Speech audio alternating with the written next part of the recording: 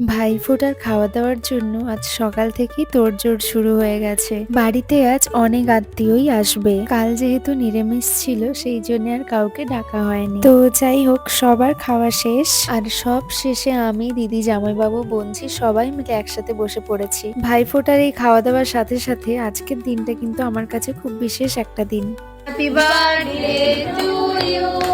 Happy birthday to you. হ্যাঁ, আজ হলো আমার বাবার জন্মদিন। কেন জানি না, আশেপাশের দোকানগুলো আজ প্রায় সবই বন্ধ, তাই বাড়িতেই যা ডেকোরেশনের জিনিস ছিল সেগুলো দিয়েই একটু সাজিয়ে গুছিয়ে নিয়েছি। আর এই কেকটাও আমার জামাইবাবু আর ভাই মিলে অনেকটা দূর থেকে এনেছে। যাই হোক, বাবা আরো একটা বয়স অতিক্রম করলো। আমার শুধু এটাই মনে হয়, যদি এমন হতো আমি বড় হতাম কিন্তু বাবা মা একই থাকতো, কত ভালোই না হতো, তাই না? যদিও বয়স একটা সংখ্যা মাত্র। তুমি এভাবেই সুস্থ থেকো এবং ভালো থেকো।